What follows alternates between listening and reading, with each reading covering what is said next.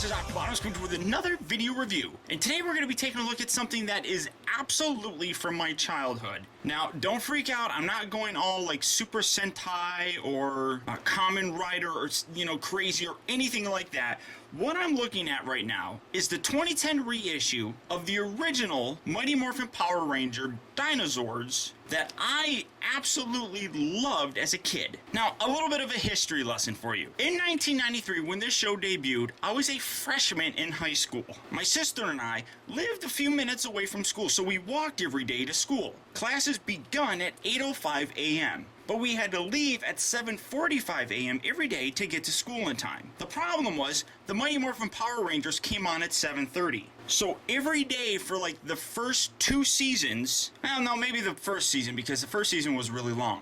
So every day for the first season, my sister and I watched the first 15 minutes of the show up until the point where the commercial would come on, then we would leave. So basically, I experienced the Power Rangers only really half of what really they gave to us. I never got to see them actually combined into the Megazord. But I absolutely loved watching the show, and I could guarantee you right now, if I took a picture of this and sent it to my sister, she would instantly know what these are. Well, maybe not, she might not actually be able to identify them, but she would recognize them. So starting things off first, we're going to have the saber-tooth tiger, and of course, Tyrannosaurus Rex decided to fall over. So here's the saber-tooth tiger. Now again, these are Dinozords, and the only real dinosaurs are these 3, which even as a kid I always thought was really kind of weird, because a saber-tooth tiger and a mastodon are not dinosaurs. And honestly, I mean, I know that this is a Japanese series and everything. I don't know anything beyond what I saw on the TV show. So I am absolutely not an expert. I can't tell you why they used a saber-toothed cat or tiger and a mastodon. There might be a reason. I don't know it. I'm sure somebody's probably going to tell me. And then even later on, we got the Dragon Zord, which wasn't a dragon, or I'm sorry, a dinosaur. And then we got the Tiger Zord or something like that. But the White Ranger and all that, that came in at the very end of when I stopped watching it. So I'm kind of fuzzy on that.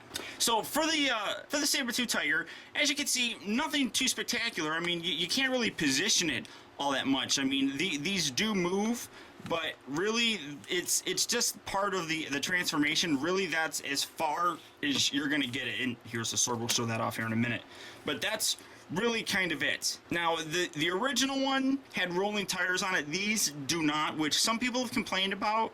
It doesn't bother me all that much. It kind of sucks in terms of like the battle tank mode, which I'll show you here in a second, but I mean, really that's the worst part, because you don't actually have wheels to actually roll, so there's a lot of scraping going on. So to transform it into that form, all you do is just push these up, fold this back, fold these up like so, and we're going to go into the tank mode. So this is it for the tank mode, and you can really kind of flip these up. I see different images where the teeth are up or down. I really don't know, but there's a saber-toothed cat. Now we come over to the Triceratops. Now this one had legs and would run throughout the show, but this version of it just has these tank treads. So I mean, again, really not much going on here. This one probably has the least impressive kind of stuff, and then you have stickers that are added on through here. What I found kind of interesting is the instructions actually don't tell you where to put the stickers on the saber-tooth cat. They have the directions for all of them, except for the saber-tooth cat. I had to look at the packaging to figure that out.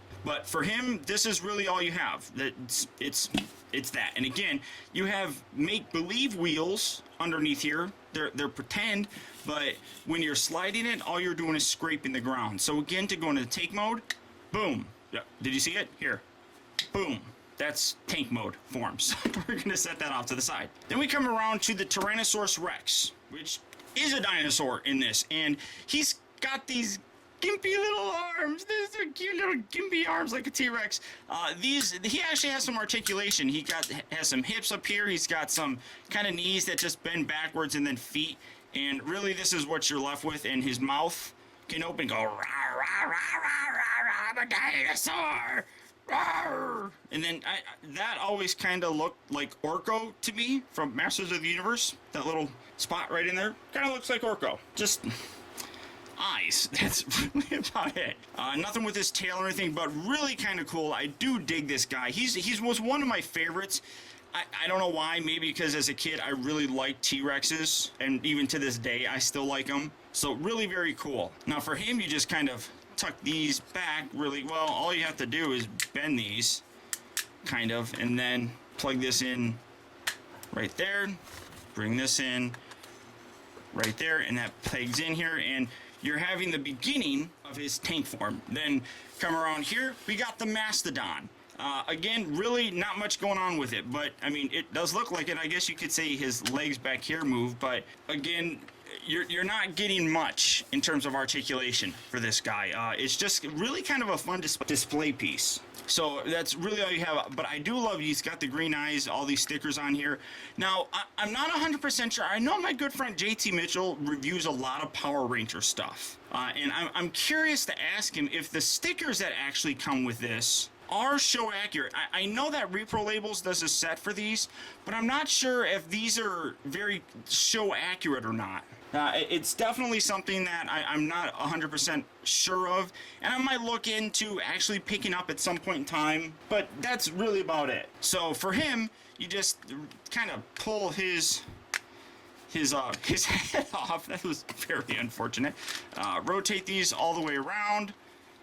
Well, no, I'm sorry. You don't rotate those all the way around, just kind of halfway around, like so, and then you just straighten these out, leaving everything in here, and then you come around here to the back, and you can see that there are little tiny sections here and here that tab onto this and this, and then you just bring them together, and boom, they just lock into place, and then you rotate these up like so, and then you take this little bit, fold this section out, and then you have a little hole right here that you just peg that into, just like so. And that's really kind of, I mean, you could angle this back, I suppose. I'm gonna pull his tail up and clip that in there.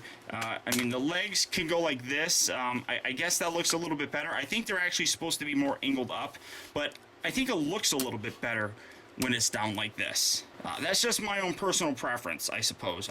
If it's accurate or not, I really don't know. Well, I mean, I do know that in the show, they were really more like this, where the leg was kind of up like that, but that keeps, on the toy, it keeps the Mastodon head up. So I actually like keeping it down like so, because that keeps that a little bit more down. So that, like I said, personal preference, that's what I like. Then you come around to the Pteranodon, and this thing is pretty derpy looking. I mean, I really like the paint job here. You got a nice white and red, but this thing is really kind of stupid. These little bits here come off, and then you bring these up here, plug that right in there, and that right in there, and again, clip that together, I'm sorry, and you're flopping that all over the place, and now you have kind of his cannons right there, and then you take this, fold these back, well, fold the head back, fold that back. Actually, I think you're supposed to leave the head out in this configuration. And then there are two little tabs here and here. All you do is come around into the back, kind of lock those into his feet, and that's what you have. I don't quite get that, but here he is in his tank mode. And this was always like a really kind of goofy looking mode to me. Nothing really impressive about it at all. It was just kind of like a hodgepodge of everything. So it's kind of unfortunate. But again, I really think this was just kind of like an in-between thing, just to give the Megazord kind of like a different look other than just the actual Megazord. So beyond that, that's really about it. Now, one thing that I'm not 100% sure about, I'm not 100% sure if this tail is supposed to be up here. Now, the other thing, I mentioned that the saber-toothed cat didn't have any instructions for where the stickers are supposed to go. There's nothing in the instructions about creating this. So, for me, I'm just kind of going by what I remember, to be totally frank with you guys. So, for the actual Dinozord mode, or I'm sorry, the Megazord mode, you guys would probably remember that in the show, a lot of times it went from this to the actual Megazord. Now to do that, just come around here, take this off, set that off to the side. You can take this bit right here and you can fold this, get this all the way folded down, just like so. And here's the chest piece, and they applied the sticker on here and they didn't do it straight, and it really drives me nuts when stickers aren't applied straight. If you guys have seen my Voltron reviews, that drives me absolutely nuts. So then I'll take these, pull those off just like so. And then in the cartoon, these were always the first thing to rotate around, and they would go, then fold these little shoulder bits up, bend this down, and then come around here. This chest mastodon comes off. Go ahead, flop that down, set that off to the side, and then he stands, and it bends, and he stands, and really that's it. Come around here to the top section, kind of straighten everything out. Go ahead and rotate this section down, his head bit. This goes down, these bits go all the way up, that closes, this comes flying in, clips on, these bits rotate out, and you couldn't even see it. And that's really tall and really hard to kind of see things. So I do apologize for that. Then come around here to the back section. These little bits right here, peg in here. This isn't all that accurate looking, but at least there's a place for them to kind of peg onto. And then this little gizmo here holds as a shield, but doesn't really look like a shield. It looks more like a gun if you ask me. And then his sword, which is kind of a soft, flimsy kind of rubber. It's not too bad, but it is a very soft rubber. And then he holds that, and boom, you have the Megazord. Alright guys, so here we have the Megazord fully assembled. Now as I mentioned, I'm not 100% sure if the stickers that are on here that come with the actual figure are accurate to how he looked in the TV show. I'm gonna have to look that up and then maybe go to Repro Labels and kind of fix that up, because I know Repro Labels does have a set for this guy. But beyond that, one of the reasons that I really do like this particular version of the Megazord is because for me, he looks a little bit more streamlined. As you can see, looking down like through the waist and such, he's a much thinner sort of character. Which just for me resonates a little bit better. I hate when I move my camera like that and it clicks. Sorry guys. That's one of the biggest reasons why I wanted to get the reissue as opposed to the original. Just because I like the more streamlined look for him. Now in terms of his articulation, he really doesn't have much. His head is pretty static. His arms will rotate 360 degrees. They detach. Why they detach, I have no idea. Because to my understanding, this does not interact with the Dragon Zord, the original Dragon Zord. So maybe they're doing a reissue of the Dragon Zord. I'm not sure, but the arms pop out, which I thought's weird. And then really that's about, well, I mean, he's got hip articulation, but really it's just going to go forward and back. You can't go really, well, just back that far. And then his knees, I guess, bend that way, which really, that's about it. And honestly, that's all I really care about. Now, I never had a Power Ranger toy when I was a kid. When I got to my freshman year in high school, when this came out, I really kind of stopped buying toys by that point in time. And even when this was reissued in 2010, I really wasn't all that much into it. But now going back and having a look at this, I am absolutely thrilled that I have this. And the only reason that I have this is because a friend of mine over in the UK, whose name is Chad. Chad, I want to thank you immensely for sending this out to me. You did so kind of as a thank you, I guess, for me, I guess, helping you out through some tough times. And if that's the case, I really do want to thank you. That means a tremendous amount to me that you were able to come to my videos, watch them, and enjoy them enough that it helped you escape whatever you were going through at that time. So again, to you, Chad, thank you very much. This review I would like to dedicate to you, my friend. So that's about it. The Mighty Morphin Power Ranger Season 1